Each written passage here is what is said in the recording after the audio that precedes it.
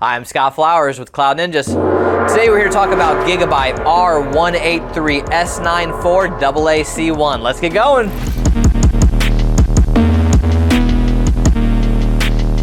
Hey, thanks for stopping by today to learn a little bit more about the Gigabyte R183-S94-AAC1. Do us a favor, if you find anything that helps you in this video, click that like and smash that subscribe. All right, well, let's hop in. This video is going to be dedicated to this beautiful server here, and what we're going to do is we're going to cover the hardware as a whole, the CPUs, the RAM, the RAID, the drives, the supported operating systems, the network card. So let's just dive in. First things first, I always like to start with the CPUs. It's really the most important part of the server. It's really kind of what the server and the motherboard and everything's based on. So this is going to be based on dual Intel 4th or 5th gen scalable processors.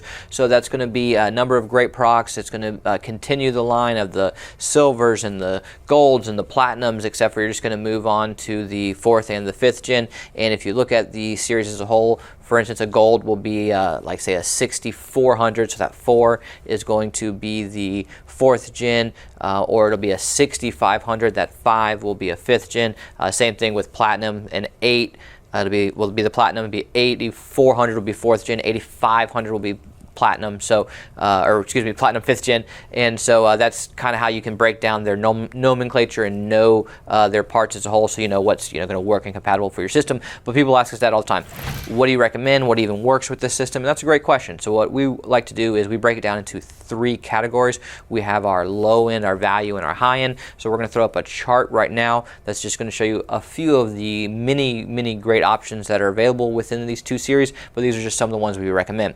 Also, I should mention this is an LGA 4677 socket, and it's going to be a dual socket system, so you can put 2 of them in there. The max that you can get, as you can see on the high end here, is 64 cores, so you can put in a total of 128 cores, which is pretty impressive as a whole, and that's going to compete with the AMD EPYC line, the Genoas and the Turins. So this is going to be the versions of Intel that will basically counteract that. All right, let's talk about memory. This is one of my favorite parts of this system as a whole, is how much RAM you can actually install in here. One of the best features of this machine is you can put in 32 DIMM slots. That's one of the problems that we find with some of the AMD systems out there, the Turins and the Genoa systems. Most of them only have 24 DIMM slots. Now, while that's good for a ton of applications, if you're really looking to max out your RAM and put in a ton of RAM, this is a really great option because you can actually get up to 8 TB of RAM. Well, hold on, let's scale back and let's talk about how to get there. So for starters, it takes DDR5 memory, and there's 32 DIMM slots inside, which is amazing. So 16 DIMMs per CPU. There's a number of speeds you can do, 4800 and 5600, but there's a key. If you want to use 5600, you have to have the Intel 5th gen scalable procs. If you have the 4th gen scalable, it's going to max out at 4800, and if you have the 5th gen, you can get up to 5600. But there's another key. How many DIMMs are you putting per channel? Because if you put 1 DIMM per channel, you can get 5600 with your 5th gen, but when you put 2, it's going to clock down to 4400. So just know that going in. Same thing for the 4800. If you put 1 DIMM per channel, you will get 4800, but as soon as you put in 2 DIMMs, it's going to clock down to 4400. So these are all important notes to just think about going into it. So if you're planning on putting in 2 DIMMs per channel, well, then there's really no point in paying extra money for the 5600 speed, because both of them are going to clock down to 4400, right? So these are just some of the things that we'll try to help you with if you're ordering from us. We'll give you some tips along the way to try to save you money so that you're not spending extra money for performance that you're not getting. All right, let's talk about the size of DIMMs you can use.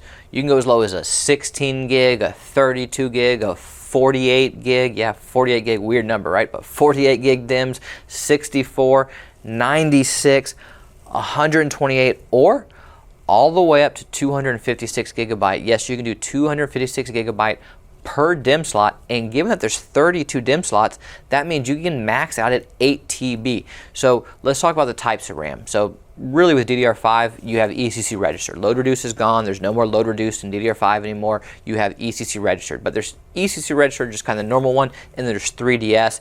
really again all ECC registered, but with the regular ECC registered, it's going to be 128 gig DIMMs. That's going to max out at 4 TB. With the 3DS, that's going to be the 256, and that's going to be the 8 TB. All right, let's talk about storage. So there are no M.2s on this motherboard. That's one of the bigger downsides. I thought a lot of people like to use M.2s for a great boot drive or throwing your OS on, but there's no M.2s on this motherboard, so you will be using the 10 2.5 inch or small form factor drives in the front. They are tri-mode, which means you can use NVMe, SAS, or SATA. So let's break down what types of drives are compatible. Well, there's actually 5 types of drives. You have a SATA solid-state drive, a SAS solid-state drive, an NVMe solid-state drive. You have a SATA hard drive and a SAS hard drive, and what we'll do is compare them all. So from a speed standpoint, you get 6 gigabit per second for your SATA solid-state drive, you get 12 for your SAS, and you get 16 for your NVMe. And the 16 will let you know that this means it is a PCIe Gen 4 for the NVMe. No, it is not a Gen 5. You can probably throw a Gen 5 in, it's just going to clock down. It's no point in spending the extra money because you're going to get up to 16 gigabit per second for NVMe, and it is by far the fastest, and it'll run circles around what you can do for SATA or SAS solid state drive, and is definitely what we recommend from not only a speed standpoint but from a budget standpoint, and we'll get into all that here in a second. So next you have your hard drives, and for your SATA hard drive you're going to get 7.2K revolutions per minute, the slowest by far. For SAS, you're going to get 7.2K, 10K, or 15K. And we always talk about with SAS hard drives, do keep in mind that these are mechanical devices. The ball bearings will wear out over time. They are spinning around and around and around, and over time they are just prone to fail. It might be years and years, but just know that if you have one that's been in production for 3 to 5 years, you might want to look at switching to a solid state drive, not only from a performance standpoint, but again, just from a overall reliability standpoint. Now let's talk about the scalability. For the scalability, you have 7.68 terabytes for SATA solid state drives, you have 15.36 for SAS, and you have 30.72 for NVMe. So once again, NVMe is the winner for scalability. Now for the hard drives, you're going to have, according to the spec sheet, 2 terabytes for SATA. We played around and you can put in 4 terabytes, and 2.4 for SAS. So those are going to be your overall scalability. So if we break it all down, you see everything up here and you say, hey Scott, what do you recommend? I mean, NVMe by far. Right now, NVMe is going to be the best price for all of the SSDs. It is going to be the fastest, and it is going to be the highest scalability. So what we always recommend is going with NVMe. It is going to be the best performance, and it's going to be realistically what you want to put and deploy into your data center. And 2 important notes that I forgot. One, if you are using SAS hard drives or solid state drives for that matter, you do need to have a RAID card. You cannot just use software RAID, you have to have hardware RAID, so this is very important to note. And then 2, if you're wondering what if I only put one CPU in, what controls what, the first CPU, or CPU 0 technically, is going to control the first 6 ports of the NVMe, and then CPU 1, which is technically the second CPU, just trying to make it as confusing as possible, but the second one, which is CPU 1, is going to control the last 4 ports. All right, let's talk about RAID. With RAID, man, I'll just let the war zone go on in the comments, but there are a number of different options that you can use. You can use Broadcom. There's a way to do NVMe RAID. You can do SATA and SAS RAID. We personally like Grade. Grade, we are an authorized dealer for them, and they are a pretty cool solution where they take a NVIDIA GPU and they add in their software, and essentially they've come up with a great NVMe solution for RAID. But again, we're just going to throw up a chart that shows you a bunch of different options, their speeds, their basically all their different specs, just to let you know the choices. So again, just hit pause and let us know which ones you like. All right, let's hop into the PCIe slots, and then we'll follow that up with the network cards to just dive a little bit deeper into them. So there are 2 PCIe slots. They're on risers. I like to call them J and Q because the part number is too long, so just look at the last letter. So J is controlled by CPU 0, which I like to call CPU 1, and Q is controlled by CPU CPU 1, which I like to call CPU 2, but that's what's going to control each riser. So again, if you're trying to figure out at home, if I only throw in one CPU, I do like the fact that they have everything kind of mapped out to let you know what is going to actually work, because sometimes that might be a solution. If you don't need everything, you just throw in one CPU, even though it's a dual socket, and you can do quite a bit with it. Both of those are going to be full height, half length, and that's going to be another way of saying high profile, and they're going to be PCIe Gen 5 by 16, which is a nice feature. So you could technically, if you wanted to throw in a PCIe card that converts to an M.2 and throw in something like a T705, which would be pretty awesome, and get some pretty cool speeds for your Gen 5 M.2s that are out there. Or you can even convert it to a U.2 and throw in some of the Samsung or Kioxia drives that are out there that are also Gen 5. So if you did really want a Gen 5 drive, you can technically use those PCIe slots, and there's only 2 of them, but you can use them for that.